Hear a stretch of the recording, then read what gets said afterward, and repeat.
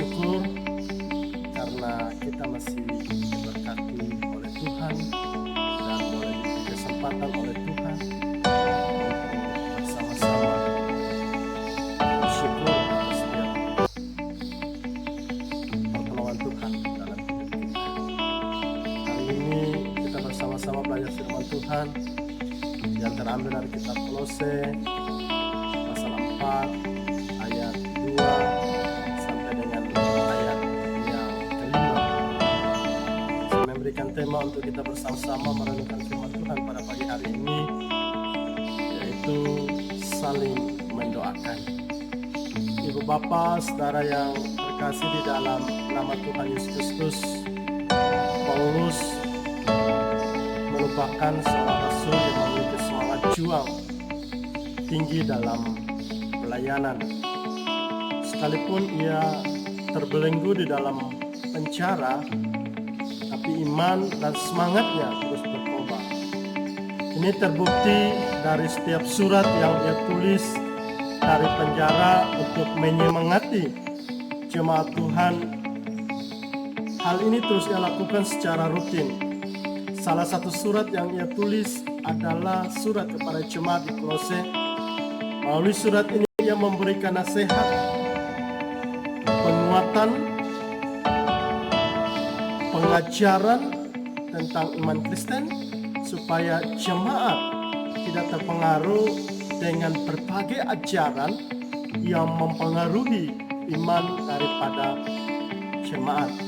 Khususnya jemaat Kolose pada waktu itu mereka dihadapkan dengan ajaran-ajaran sesat, filsafat gnostik yang hadir pada waktu itu akan mempengaruhi iman jemaat. Dan dalam pelayanan, Paulus selalu bersama-sama dengan timnya untuk melakukan pelayanan. Sehingga melalui firman Tuhan ini juga mau mengajarkan kepada kita untuk kita boleh bersama-sama dengan tim, tetap setia di dalam melayani. Dan kita juga terus menyemangati setiap jemaat kita untuk mereka boleh tetap berdiri teguh di dalam iman pengharapan kepada Kristus dan juga tetap setia di dalam mendukung pekerjaan Tuhan, dan mereka juga terus membangun hubungan yang baik dengan Tuhan melalui persekutuan mereka. Melalui situasi sulit seperti ini, mereka biarlah boleh terus bersama-sama dengan Tuhan di dalam setiap kehidupan mereka. Ibu bapak saudara yang terkasih di dalam Kristus, doa merupakan kekuatan bagi Paulus di dalam dia melakukan pelayanannya. Karena melalui doa ia memperoleh kekuatan semangat untuk melayani Tuhan walaupun ia di dalam penjara. Sehingga melalui kesempatan ini Paulus juga meminta dukungan doa dari jemaat Kolose agar mereka boleh terus mendukung Paulus di dalam doa. Apa yang Paulus minta supaya mereka mendukung Paulus di dalam doa? Yang pertama, Paulus meminta supaya dukung Paulus dalam doa, yaitu pemberitaan Injil, supaya pemberitaan Injil itu boleh terus dilakukan oleh Paulus. Dan yang kedua, Paulus meminta supaya jemaat di Kolose berdoa supaya Paulus juga dimampukan oleh Tuhan untuk bersaksi tentang iman Kristen kepada setiap orang. Ibu bapak saudara yang dikasih oleh Tuhan Yesus Kristus, kita juga sebagai jemaat, kita juga perlu mendukung para pelayan yang sudah melayani kita dalam doa, supaya mereka boleh diberikan kekuatan dan hikmat untuk terus melayani dalam pelayanan pekabaran Injil. Kita juga bersama-sama mendukung pekabaran Injil yang dilakukan oleh GKI melalui PKB. Kita terus dukung baik itu dalam doa dan dana kita, supaya pekabaran Injil boleh terus diberitakan dan boleh terus disebarluaskan kepada semua orang. Ibu bapak saudara yang dikasih oleh Tuhan Yesus Kristus, karena melalui doa Paulus menyadari bahwa di dalamnya dia bisa berhubungan dengan Tuhan, dan melalui setiap dukungan doa dari jemaat dia boleh mendapatkan kekuatan. Ibu bapak saudara yang dikasih oleh Tuhan Yesus Kristus, doa yang dimaksudkan oleh Paulus dalam bagian firman Tuhan ini adalah doa yang disertai dengan ungkapan syukur. Ibu bapak saudara, yang menarik adalah bagaimana Paulus menyemangati jemaat untuk terus bersyukur. Dalam situasi keadaan yang tidak baik, Paulus mengajak jemaat untuk bersyukur kepada Tuhan. Nah, ibu bapak saudara, ungkapan ini juga seharusnya mendorong kita untuk kita boleh tak bersyukur dalam situasi keadaan apapun. Jangan kita bersyukur karena kita mendapatkan berkat. Jangan kita bersyukur karena kita boleh mendapat kesenangan. Tapi biar dalam segala keadaan kita boleh bersyukur kepada Tuhan di dalam setiap kehidupan kita.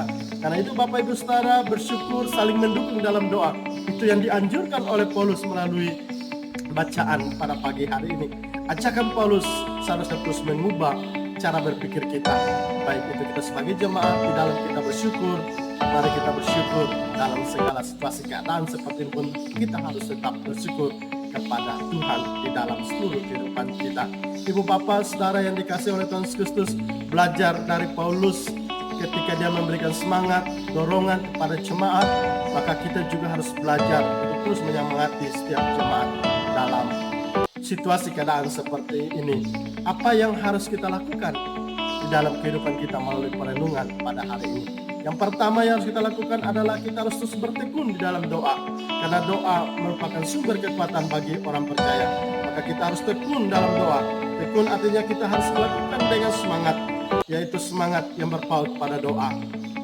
Pada masa sulit seperti yang kita hadapi saat ini, yaitu virus corona, kita harus terus berdoa, terus saling mendukung satu sama lain supaya kita boleh mendapatkan kekuatan. Dan yang kedua, yaitu kita harus berjaga-jaga di dalam doa kita. Berjaga-jaga artinya kita selalu waspada dalam setiap doa kita kepada Tuhan, untuk kita boleh selalu ditolong oleh Tuhan. Dan yang ketiga, kita harus mengucap syukur. Ketekunan dalam doa harus berkuat dengan ucapan syukur. Dan ini harus menjadi bagian dari doa-doa kita. Karena dengan bersyukur kita mengingat akan kasih Tuhan dan pertolongan Tuhan dalam hidup kita. Dan yang berikut, kita hidup dalam hikmat. Berhati-hati dalam tindakan agar kita boleh melakukan kebaikan dengan pertolongan Tuhan. Dan teruslah pergunakan waktu dengan baik untuk membangun relasi dengan Tuhan. Dan pada akhirnya doa itu menjadi sebuah senjata kekuatan bagi kita dalam menghadapi tantangan hidup. Dan karena doa juga kita boleh mendapatkan kekuatan daripada Tuhan. Dan kita juga harus terus bertekun dalam doa, berjaga-jaga dalam doa, terus bersyukur dan hidup di dalam hikmat yang diberikan oleh Tuhan. Martin Luther berkata bahwa doa adalah nafas orang Kristen, dan seharusnya doa menjadi kebutuhan kita, bukan pilihan kita. Amin untuk firman Tuhan. Tuhan Yesus memberkati kita semua.